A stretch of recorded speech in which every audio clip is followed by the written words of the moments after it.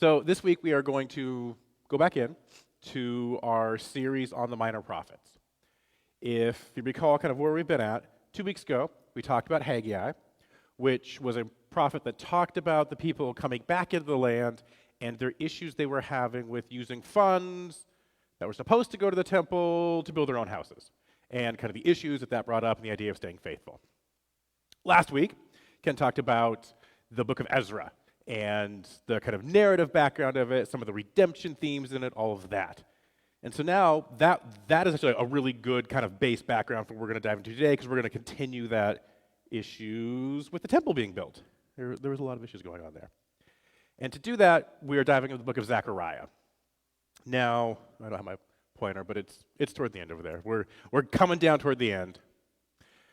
Now, Zechariah, most scholars agree it appears to be 2 smaller works that have been put together. And this is actually fairly common.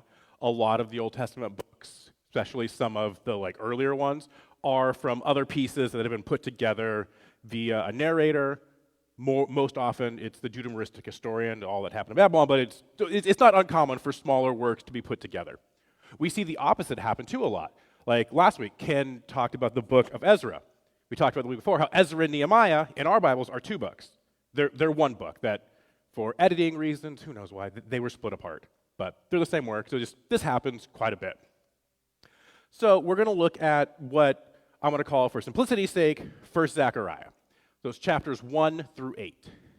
Now this section tends to come from the late 6th century. So the same time period we've been talking about. Same time period as Haggai, Ezra, all that. This is all happening around the same time. And this deals with issues of leadership, especially leadership in the restored community. Those key figures we talked about for the last couple of weeks, Zerubbabel and Joshua, they're going to pop up here in this book as well. And all of this leadership is going to revolve around the temple, why it's being rebuilt, why it's not being rebuilt, all of that fun stuff. Second part of the book, which we'll get to next time, 2nd Zechariah, is chapters 9 through 14. It seems to be written 50, 60 years later and has a whole different cast of characters involved in it, but we'll get to that soon. Now, the person of Zechariah, we don't really know anything about. There is not a lot of biographical data given. We know he has started his prophetic career in 529, seemed to last about 2 years. That's about all we know. He was a contemporary of Haggai. We do know that he at least knew of the writings of Ezekiel, because as we'll see in a little bit, he's expanding upon the ideas that Ezekiel wrote. So he at least is aware of some of these writings. Now, the main theme of this first section of 1 Zechariah is honestly just kind of an elaboration or an expansion upon the theme that Haggai touched upon. The idea of, listen to the Lord, do not fall into the same rebellion that your ancestors did because you saw how that worked out so well for them. So why don't we not do that again?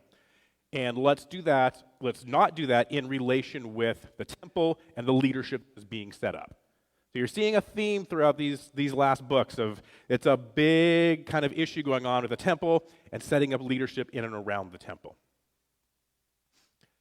Now, this book is interesting because in it we start to see a transition from traditional prophecy to what we would call apocalyptic literature.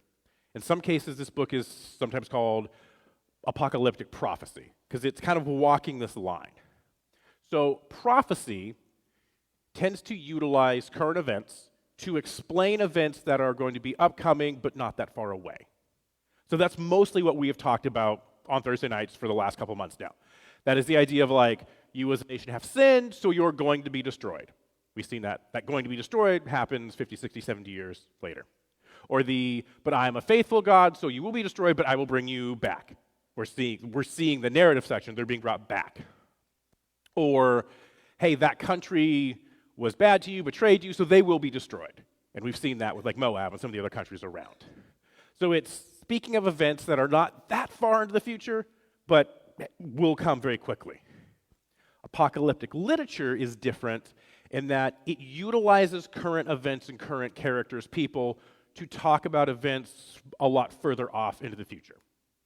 The most famous example in Christian world is Revelation. That's your kind of classic apocalyptic literature book. And what it does is it utilizes the Roman Empire.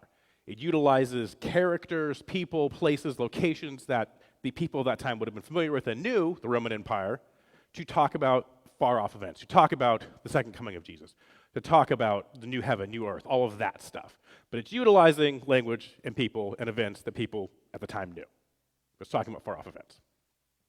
And you'll see as we go through this book how this book is walking that line of doing both. It's talking about events that are going to be coming up very soon, so prophecy, but also more so talking about things that are far off. So it's this kind of apocalyptic prophecy. Now, this book, the first part of this book here, it utilizes a lot of visions. If you were just to sit through and read it, it's weird. There's a lot of weird stuff that goes on. So it's particularly 8 visions. We're going to kind of run through really quickly, just so you can kind of get an idea in your head of like what is happening. But all these visions are telling a single story. And so we'll then go through and kind of walk through the story that these kind of weird visions are telling. So we're just going to kind of walk through each of them real quickly. There's 8 of them, so we won't spend a whole lot of time on all of them. But the first one, we get a vision of a red horse. And this is found starting in chapter 1. I'm just going to kind of go through it here. So starting in verse 7, and we have, yes, I do. I have a quick little intro of it. And that night I saw a man riding on a red horse. He was standing among the myrtle trees in the glen, and behind him were red sorrels and white horses. As this goes on, we see horses, different colors come in, and they're riding through the land. They are essentially messengers of God, patrolling the earth, seeing what's going on. They report back that everything seems to be at peace, everything is fine, and they make allusions to the coming Jerusalem, to a restored Jerusalem.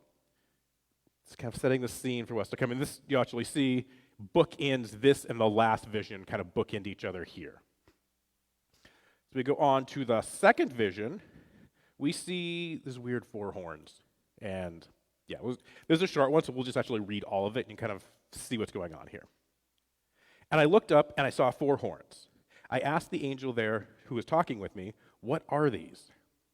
And he said to me, "These are the horns that have scattered Judah, Israel, and Jerusalem." Then the Lord showed me 4 blacksmiths. And I asked him, "What are they coming to do?" And he answered, "These are the horns that scattered Jerusalem so that no head could be raised. But these have come to terrify them, to strike down the horns of the nations that lifted up, and their horns against the land of Judah to scatter its people." So these 4 horns represent power. Traditionally, horns represent authority, power, especially military power.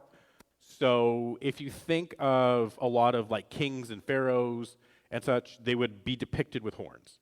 It was the idea of this represented power. So these 4 particular horns represent some of the empires, the powers that have caused the children of Israel to be scattered. The blacksmiths are going to come in and melt them down and destroy them, essentially.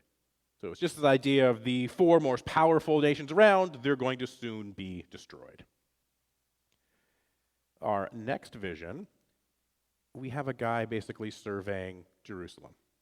So we'll jump in and kind of see what I mean. I looked up, and I saw a man with a measuring line in his hand. And I asked him, "What are you doing?"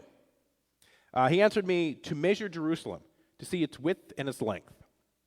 So this is a divine messenger who is essentially surveying for what will be a new restored Jerusalem. And this is, if you recall, not the first time we've seen something like this. We've had, I believe it was in 2 previous of the minor prophet books, the idea of a divine plumber, not plumber like plumber, but like with a plumb line coming through and measuring things. But in that case, the plumb line was destroying the city. So in this case, this divine surveyor is coming in, surveying to restore, to rebuild the city. We haven't even got to the weird stuff yet. It's going to keep going. Next, I'm going to combine these 2 visions here because they're very similar. It's the idea of supporting the leadership. And the first one we get to is in chapter 3, where it talks about the high priest Joshua, character we first met 2 weeks ago, and just kind of a main character we'll see for a little while. This is the main priest at the time. So this is the start of chapter 3.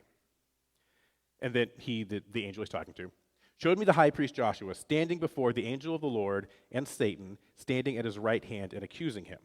And the Lord said to Satan, "The Lord rebuke you, O Satan. The Lord who has chosen Jerusalem rebuke you. Is not this man a brand plucked from the fire?" So This is what's called a divine council scene, and they're weirdly common in the A&E, in the ancient world. You see them a lot. You see a couple of them in the Bible, but the best way I can describe it, think of Matlock. It is Matlock in heaven, basically. You have God, Satan, they are their lawyers, and they are basically trying a person, in this case, Joshua, the high priest, basically trying to see, is this person worthy, has this person sinned, is this person whatever, to lead the people. Eventually, the Lord decides, yes, he is worthy, and so his office is upheld. But I wanted to highlight, just read the full divine office here, because it's something that we don't really see a lot of in the Bible. It pops up a couple times. You see it in Job and a few other places, but it's something that's really prevalent that other ancient texts talk about a lot, this idea of like the council of gods coming together to talk. But it's something that we do see a little bit of here. But in all instances, God, Yahweh God, is the divine high judge of everything, kind of listening to the arguments of everyone else. The next chapter gets into the idea of, did I not? Nope, oh, okay, here we go. The king. And is the king good? Is the king should be, I guess it's not king at this point, because it's governor, because it's the governor appointed from Assyria to come over. But essentially acting as the king role, but the title of governor. So in this one, we see our person asking this. And he said to me, "What do you see?" And I said, "I see lampstands of olive gold with a bowl on the top of it, and there are 7 lamps on it. With 7 lips on each lamp that are on the top of it. And by there are 2 olive trees, one on the right of the bowl and the other on its left." And he said to me, "This is the word of the Lord, the word to Zerubbabel, not by might, nor by power, but by my spirit, says the Lord of hosts." So what all these kind of divine imagery ideas are, they're royalty. All of these things are items we see in the temple.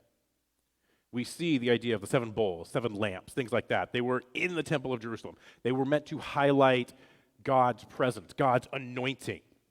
And in fact, it's a really fascinating kind of scholarship in this particular passage. Is Zerubbabel called anointed one? The Hebrew that is used here is very weird. It is not quite the same anointed one that is used of previous people, like David, Saul, Solomon, things like that. The most direct translation is basically the oiled ones. So it's it's the same idea, but different wording. We said intentional to highlight, well, this is not an actual king, it's a governor, but it's still the idea of this person is anointed, appointed by God. So these visions are just to reestablish, to reaffirm the authority of these 2 figures in the eyes of people around, because there's been a lot of outside sources pushing in pressures to try to not keep these 2 people basically in their office. Next, we get to some of the weird ones. We get a flying scroll. So I'm just going to read it here, and then you'll see what I mean. This is the beginning of chapter 5. "Again, I looked up and I saw a flying scroll. And he said to me, 'What do you see?' And I answered, 'I see a flying scroll. Its length is 20 cubits, and its width is 10 cubits. Now, if anyone here is a big nerd on Ezekiel, this might be familiar, because Ezekiel has basically this same vision. And so this one is seemingly an alternative version of that Ezekiel vision. So this is where that connection comes in of, it seems like he at least knows of Ezekiel's vision, because he's taking it, altering it, and spanning it a little bit. The section goes on to talk about what the scroll says, or what comes out of the scroll, is curses. Curses on those that steal and lie. And in particular, it seems weird that its size is given, right? That's weird. Why are they giving it size? Well, that just happens to be the exact size of Solomon's temple. So it's giving this hint of this association tied to the temple, but also those that steal and lie about temple-related things, of which they were just taking the temple money to build their own houses and such. So it's really honing in on the You will be cursed if you lie and steal and make the house of God look bad. It's kind of the idea behind this vision. We're almost there. We're getting through them. Next, we essentially have a genie in a bottle. It's the best way to describe this one. So this is chapter 5, starting in verse 5. Then there's this box. Then a laden cover was lifted from the box, and there was a woman sitting inside the basket. And he said, "This is wickedness." So he thrust her back into the basket, pressed the laden weight down on its mouth. So what we have here is this figure that is personified as wicked. Now, don't read anything into the fact that it is a woman being personified as wickedness. Pretty much any personification that happened, it was a female that personified it. Wisdom is personified as a woman as well. Wickedness is. That's just how personification works. So there's nothing in that. The vision goes on, this box gets sealed and sent to Babylon for them to basically open and release wickedness. So in a sense, this is kind of like an actual Trojan horse being sent to Babylon for them to open and wickedness to pour out from within and destroy them. And then finally we get to our last vision. And it is kind of a reprise of our first one, our 4 horsemen. And again, I looked up and I saw 4 chariots coming out from between the mountains of bronze. These 4 horses represent the 4 winds of the earth, and they, again, are going crisscross back and forth across the earth, surveying, patrolling, reporting to God what is happening. Is this land ready, prepared for, in some cases, destruction, some cases, rebuilding? Then our section for Zechariah ends with just an oracle talking about Jerusalem's going to be restored in much more explicit, less oracle-laden language. Very, very simply, Jerusalem will be restored. So why? What is going on here, essentially? Why do we have these 8 kind of intertwining visions? Well, they really tell a contiguous same story that has 3 kind of points to it. The first one is Babylon destroyed. So the horsemen coming through. They are waiting, watching, surveying, seeing is Babylon ready to fall, seeing is Jerusalem ready to come up. The melting of the horns signifies the powers around are about to be destroyed by God. The power of Babylon is about to fall. The flying scroll heralds doom to those who lie, to those who cheat, especially regards to the temple, but just in general, getting at the destruction that's about to befall Babylon. And then the hidden wickedness, the Trojan horse, the genie in the bottle, that is essentially being sent to Babylon for it to open, to implode from the inside. All of this is getting at the idea that God is about to take Babylon down. The second part of it is Jerusalem restored. Because Babylon has fallen and is crumbling, Jerusalem can be restored in this vision. So you see that in the measuring of the city, making sure it's ready to go. You see that in the size of the scroll, a replica of the temple, saying that the temple is flying over, coming to earth. And then lastly, we get this, you have Babylon destroyed, the temple of Jerusalem's rebuilt, so you need leaders to lead it. And so that's where the divine council scene comes in of these 2 leaders have been essentially tried by God and found worthy to lead the people. So that's kind of the through line of what all these visions are trying to get at.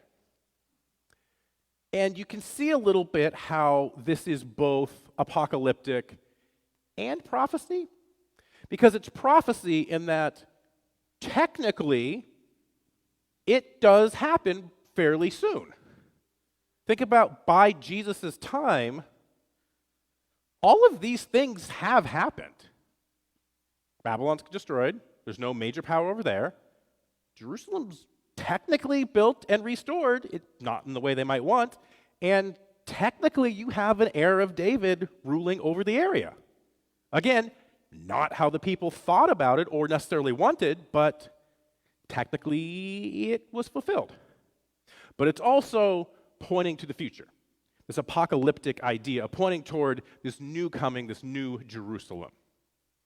And this is one of the earliest writings we have that really starts that discussion about what is this coming Jerusalem, this new Jerusalem, not just the rebuilding of the tangible Jerusalem here, but this Jerusalem into the future. this descendant Jerusalem from heaven. And so that's kind of the idea of First Zechariah. It is painting a picture of this restoration is going to happen soon, but what's happening soon is also just kind of a pale, false image or a pale, shallow comparison to what this restoration is about to happen in the future is. And it's one of the first books that speaks of that. So with that, let's go to some questions.